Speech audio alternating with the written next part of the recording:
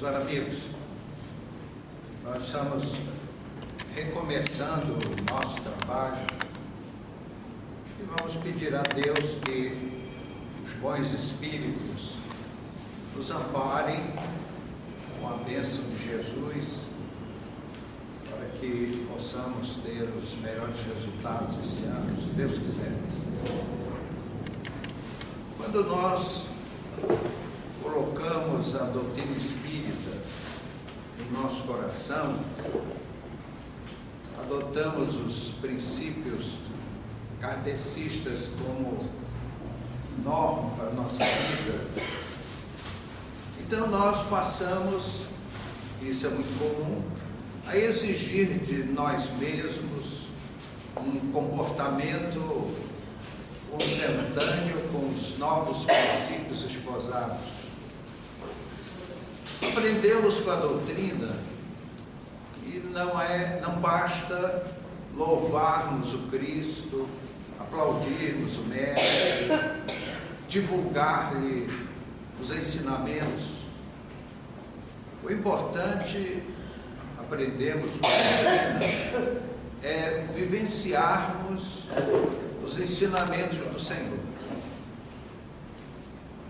Então, nós nos perguntamos o que devemos fazer para termos uma vida consentânea com os nossos ensinamentos esposados.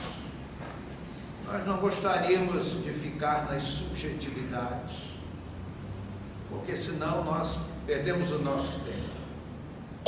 Esse nosso ponto seria conduta espírita.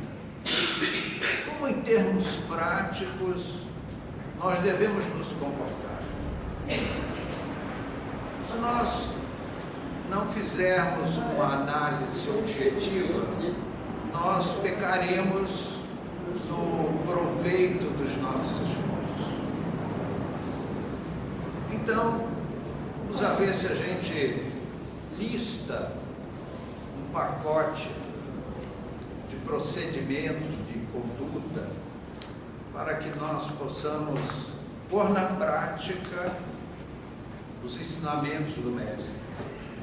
Porque a gente ouve, já ouvi isso muitas vezes, as pessoas dizerem: nós devemos estudar o Evangelho, nós devemos orar ao Senhor. E aí ficamos naquelas subjetividades, pecando por falta de objetividade. O lugar mais difícil para nós sermos cristãos espíritas, sem dúvida, é o nosso lar, a nossa casa. Porque a intimidade com os familiares dificulta muito o nosso exercício de vivência evangélica. Então, em termos práticos e objetivos, nós devemos, no nosso lar, na nossa casa, trabalharmos o melhor possível, expondo na prática, nos nossos atos, os nossos princípios esposados. Há um conceito que diz que a maior pregação é aquela sem palavras, é a pregação do exemplo. Então, numa casa é uma coisa assim impressionante. Uma casa parece uma empresa, tanta coisa que fazer. E nós, às vezes, notamos que nós cometemos esse erro. Não podemos. Se somos aprendizes do Evangelho, não podemos relegar todos os encargos dessa pesada empresa para a dona da casa, e nós notamos isso. As pessoas que largam o sapato na sala, camisa no banheiro, pasta em cima da mesa na sala, e vai por aí.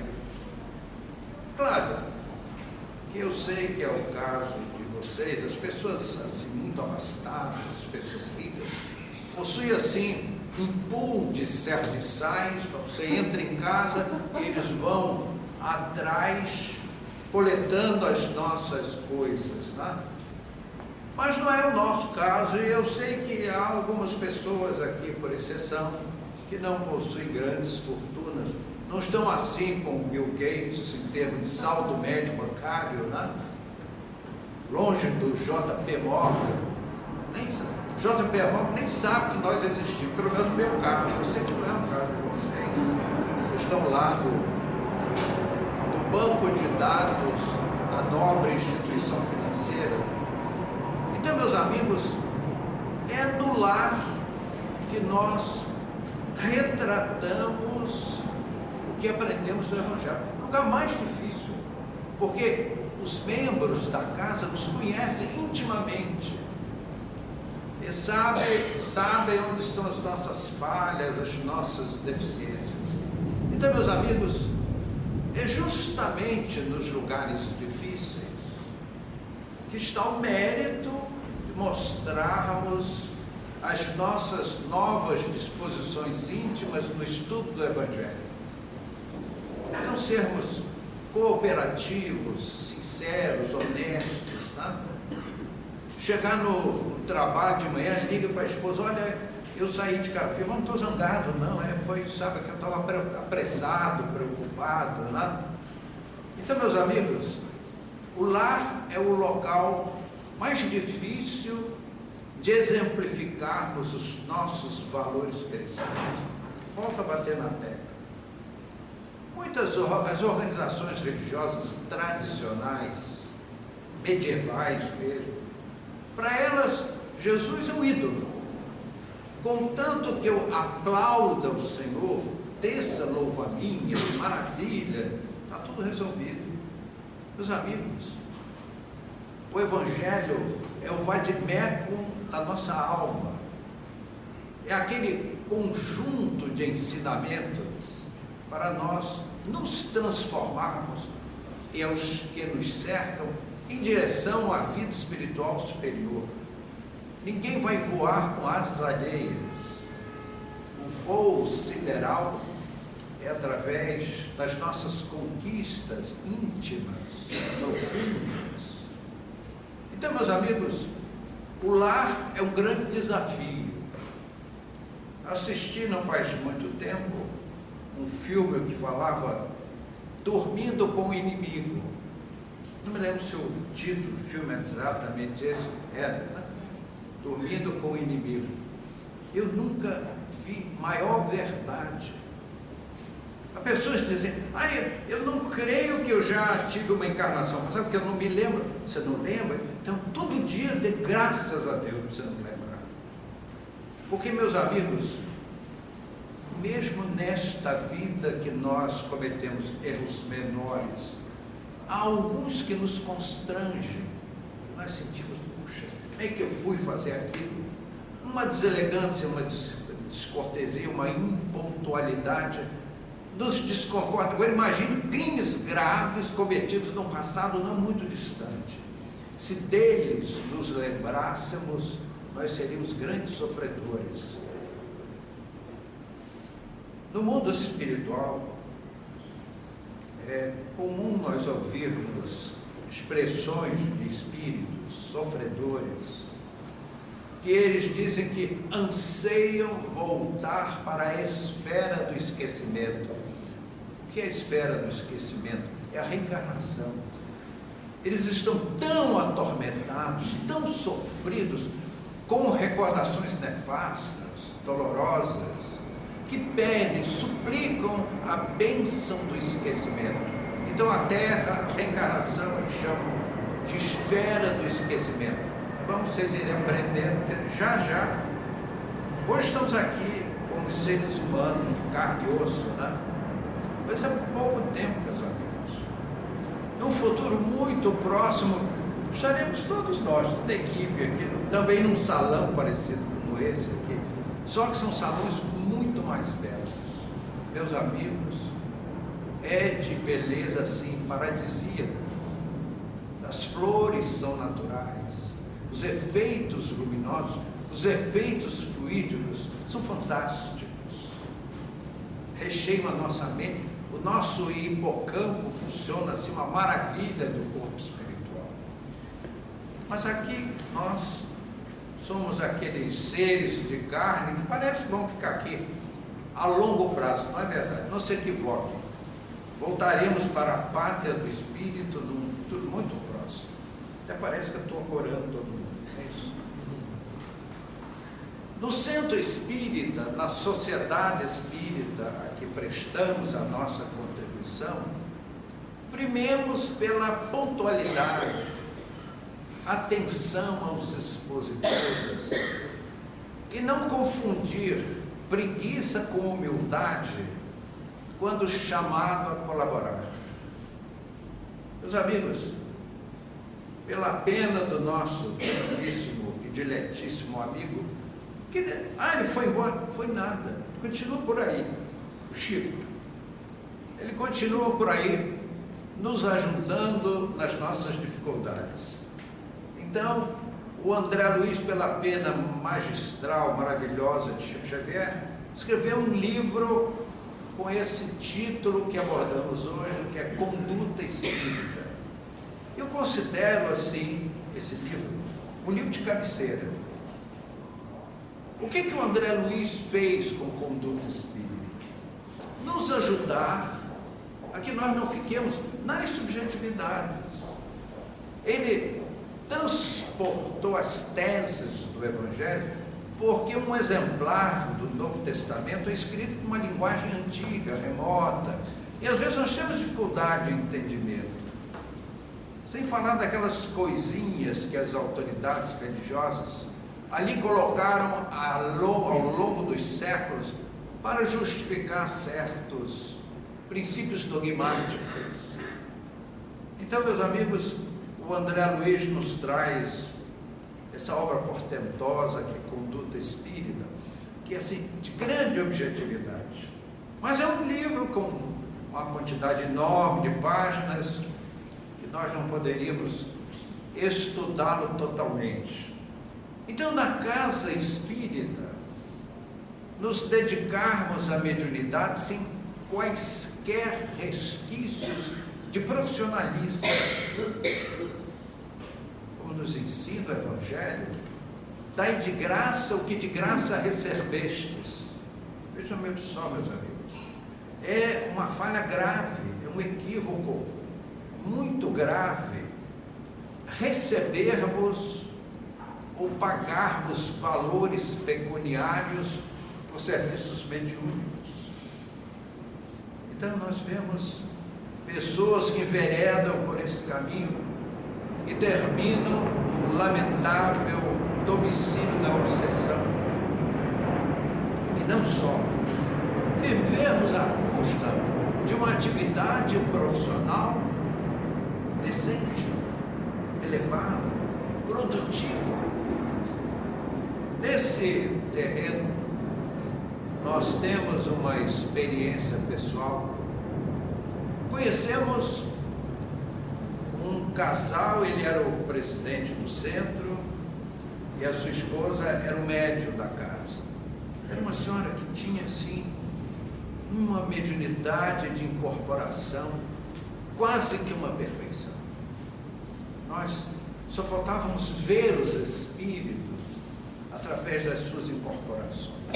Era uma médium muito lúcida, era uma mediunidade cristalina, dava gosto ver o trabalho dessa senhora. Mas eles tiveram muitos filhos, não sei dizer porquê, cada um tem sua explicação. Eles tiveram 9 filhos, então eles viviam com uma dificuldade enorme. O dono da casa era um cavalheiro que tinha um rendimento modesto, e a esposa, com 9 filhos, fazer o quê? Me diga. Eu sei que não é problema, vocês têm seus serviçais, nunca passaram uma roupa, nunca lavaram uma roupa, não é isso?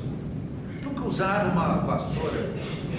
Eu não estou dizendo que a vassoura tenha falado assim como condução aérea, estou dizendo varrer a casa. Há pessoas assim, mas não é o nosso caso. Então aquela senhora com 9 filhos, e é engraçado que em casa de pobre sempre tem os agregados, não é interessante isso? Sempre tem uma tia, uma avó que vem morar, eu vou morar com vocês. Chega assim com a mala, em casa de pobre, assim, à noite, a casa do Chico, o Chico me disse isso, na minha casa, quando eu era criança, fechou a porta da rua e a janela, todos os cômodos são quarto. Quando acorda todo mundo, abre a janela, os cômodos deixam de ser quarto, é assim, polivalente, né? Então esse casal vivia numa penúria, mas uma penúria. Como ninguém sabe quem é, eu posso falar do assunto, porque estou invadindo a privacidade desse casal amigo. E um belo dia aparece no centro uma senhora com um problema de obsessão terrível. E através dessa senhora Dona Carmen, que a gente chamava de Carminha, incorporou o obsessor, ele foi doutrinado, e a senhora começou a melhorar, ficou muito feliz, o esposo ficou felicíssimo. E lá para as tantas, nós vimos a saber que ele era um empresário e tinha uma indústria de bebida alcoólica. Na indústria dele fabricava, mas acho que vocês não sabem o que é pinga, aguardente, né? Que incha, aquela que matou o guarda, tem muitos nomes, né? Então ele fazia uma série de batidas e tinha uma marca de renome. Então ele chamou o casal e disse: olha, a casa de vocês tem assim um alpendre bem grande, etc. Exatamente, um varandão muito rústico. Eu invisto o dinheiro, coloco pedreiro ali, ajeito tudo aquilo e faço um depósito de bebidas. Tudo que for vendido eu pago uma comissão a vocês. Agora, meus amigos, vocês imaginem um casal com 9 filhos, mais os agregados, ganhando um salário modesto, recebe uma oferta dessa. Aí logo o João Moura foi convocado a dar palpite, né? Seu João, eu queria conversar com o senhor. O que eu faço, hein? Olha, lá em casa está todo mundo empolgado, a pessoa já está gastando por conta. Eu digo: olha, você não precisa nem me perguntar. O íntimo de você já tem a resposta. Porque como é que nós vamos fazer todo um trabalho espiritual e depois, durante o dia, embebedar a humanidade com bebidas alcoólicas? Aí o casal ficou assim, disse: eu já tinha concluído isso. Então, meus amigos, nós espíritas, ante o Evangelho, temos que ser sim, sim, não, não. Não tem meio termo, não tem em cima do muro, não tem ajeitadinho, ou queremos ou não queremos. Ou embarcamos na nossa evolução espiritual com a inspiração do Cristo, ou arcaremos com a responsabilidade. Então, meus amigos, não há como usarmos de subterfúgio para praticarmos aquilo que o Evangelho desaconselha a título de ganha-pão. Não tem meio termo. Orarmos muito, meus amigos, mas não aquelas cantilenas decoradas que fazem aqueles longos petitórios em causa própria. Na época de Jesus havia uma comunidade em que os membros dessa comunidade se postavam nas praças públicas fazendo orações quilométricas. Orar, meus amigos, é abrirmos o nosso coração com Deus. Mais valem os sentimentos profundos do que as palavras. Orar não é declamação, não é retórica, não é obra literária. É aquele momento em que nós nos colocamos na mão de Deus. É ao Criador, aos bons espíritos, ao Mestre. Nós levamos os nossos pedidos de socorro às vezes. Vocês vejam, meus amigos, que Jesus, nós olhamos, é só você ligar a televisão, aparece 1000 homens arrecadando dinheiro por curas. Que é isso, que é aquilo. Jesus não prometeu cura. Jesus prometeu o quê? Vinde a mim, vós que estáis cansados e aflitos, e eu vos aliviarei. Jesus prometeu alívio. Está muito claro no Evangelho. O que o Mestre nos propõe é alívio. Os bons espíritos aliviam as nossas lutas, nossas dores, para que nós continuemos na nossa obra, no nosso trajeto evolutivo. Acautelemo-nos, meus amigos, com tóxicos, narcóticos, estupefacientes, e todos esses elementos que tendem a viciar o organismo. Há venenos que agem gota a gota, e nós vamos descendo uma escada, e o próximo degrau é mais embaixo, até não acharmos o fundo. Nós temos que ter responsabilidade com a vida humana que recebemos. Há venenos que agem gota a gota. Uma alimentação saudável, pouco sal, pouco açúcar, pouca gordura, pouca fritura, para que nós possamos ajudar o nosso organismo, a nossa vida humana, para que o respaldo da vida seja patenteado com perfeição nas nossas quimeras orgânicas.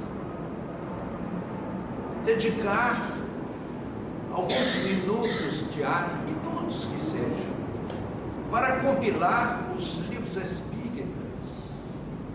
Meus amigos, eu tenho muita pena das pessoas que não leem os livros espíritas. Aliás, quantas vezes nós queremos levar os ensinamentos doutrinários às pessoas, e elas às vezes ouvem com um ouvido e escapam com o outro. Quem perde com isso? Somos nós. Nós estamos cumprindo com o nosso dever de consciência. Aquilo que recebemos da misericórdia de Deus, desejamos levar ao próximo para que eles sejam felizes, para a iluminação espiritual dos companheiros de jornada, aqueles que seguem conosco passo a passo na vida humana, especialmente os nossos entes queridos. Se eles não querem, um direito de opção, arcarão com as consequências no futuro. Meus amigos, a vida nos chama a grandes experimentações. Esse casal que nos reportamos há pouco, eles poderiam ter, por uma prementíssima necessidade financeira, feito um depósito de bebidas alcoólicas em suas casas. Entretanto, cônscios da responsabilidade de Cristo, preferiram continuar na penúria, sofrendo a oposição severíssima dos entes queridos, que não se conformavam. Mas como? Por que nós fazemos uma refeição por dia? As outras casas fazem 3 refeições por dia. Há pessoas que fazem 6. E aí começam, puxa vida, preciso ir para a academia. Essa é uma outra observação. Nós vemos as pessoas que fazem o chamado culto do corpo, os bíceps, as espadas. O importante são os músculos. Aí vem todos aqueles esforços. No México havia um cavalheiro, o senhor Orlando Veras, era um corredor, ganhou a São Silvestre aqui no Brasil mais de uma vez. Então eu vi uma entrevista com esse cavalheiro. Ele corria 8 horas por dia, de segunda a segunda. Então ele passava a vida correndo. Então, para ganhar os eventos esportivos, e ganhava porque ele treinava muito, então ele tinha todo o respaldo técnico, tênis especiais, uma alimentação balanceada e tudo mais, para correr 8 horas por dia. Eu pergunto, meu Deus do céu, nós nascemos para viver correndo.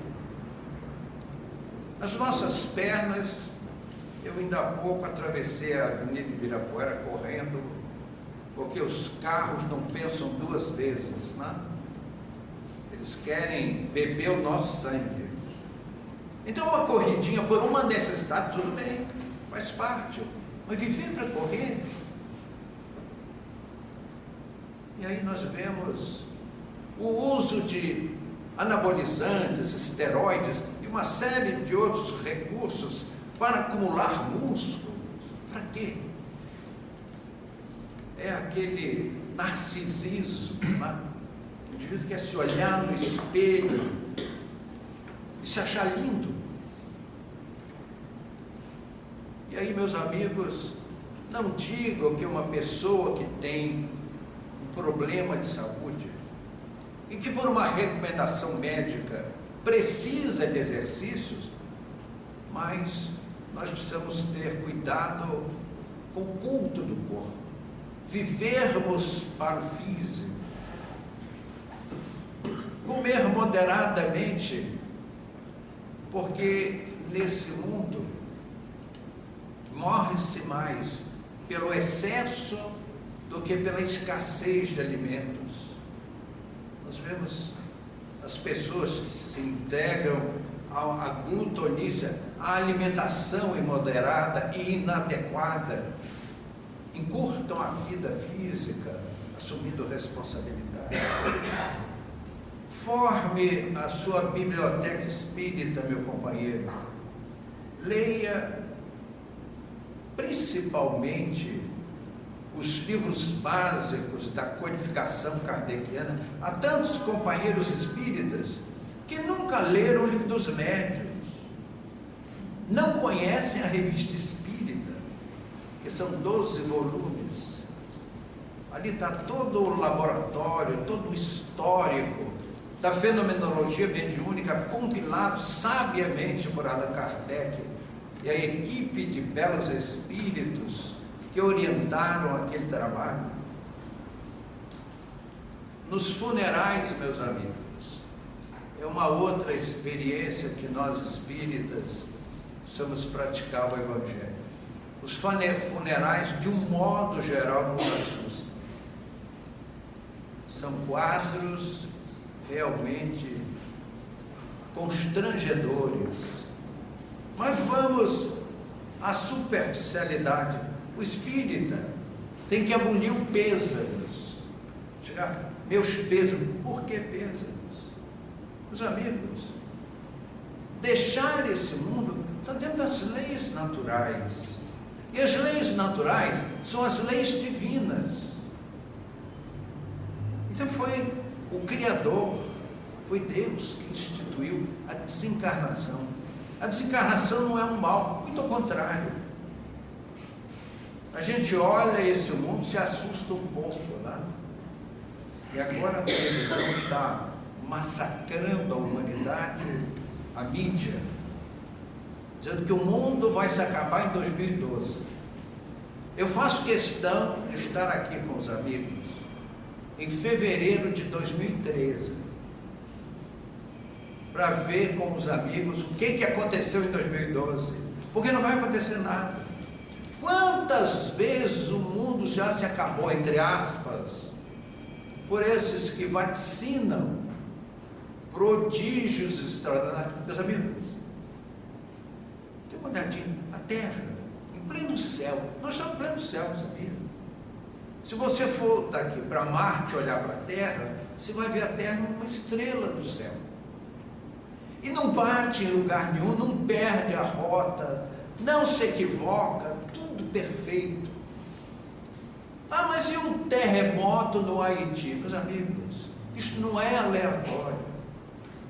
Aqueles irmãos nossos haitianos estão sofrendo provações duras, porque delas precisavam. Os tsunamis, os maremotos, os terremotos, as erupções vulcânicas, as tempestades, as enchentes, elas não são aleatórias.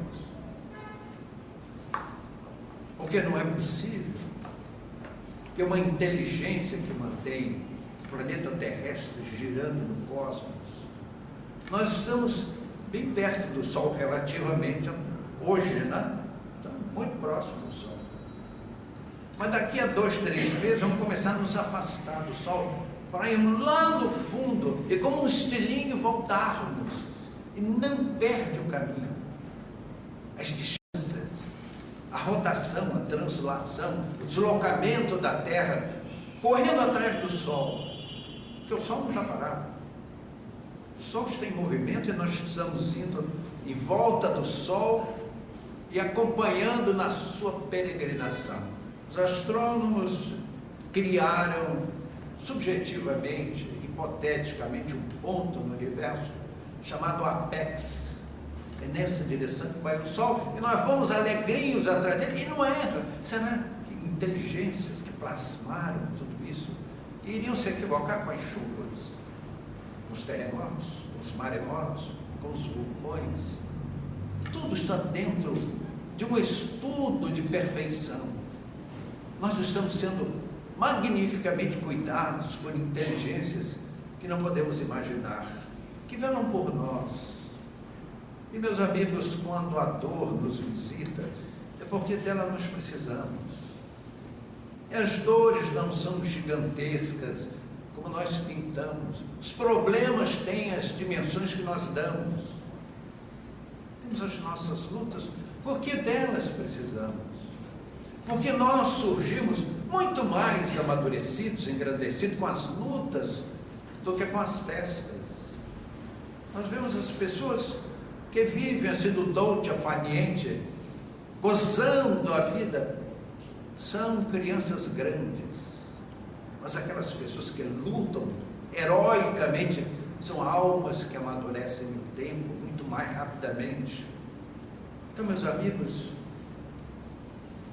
o Cristo chama a nossa atenção para a nossa conduta. Jesus em nenhum momento pediu para ser aplaudido, louvado. Ele nos ensinou muitas coisas.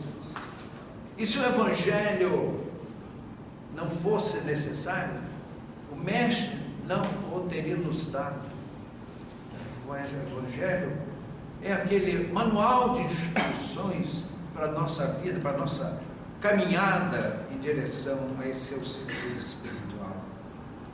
Meus queridos amigos, que este notável Mestre nos abençoe nessa noite, nos ampare, nos fortaleça, nos leve aos caminhos do bom senso, da coerência, para que nós possamos aproveitar a reencarnação, que nós sejamos, se não pudermos ser, aquele sol que brilha, que sejamos como os pirilampos, a pequeno vagalume que serve para indicar a senda àqueles que vêm na retaguarda. Que esse Mestre louvado nos ampare nessa noite, nos dê o seu afeto, que assim seja.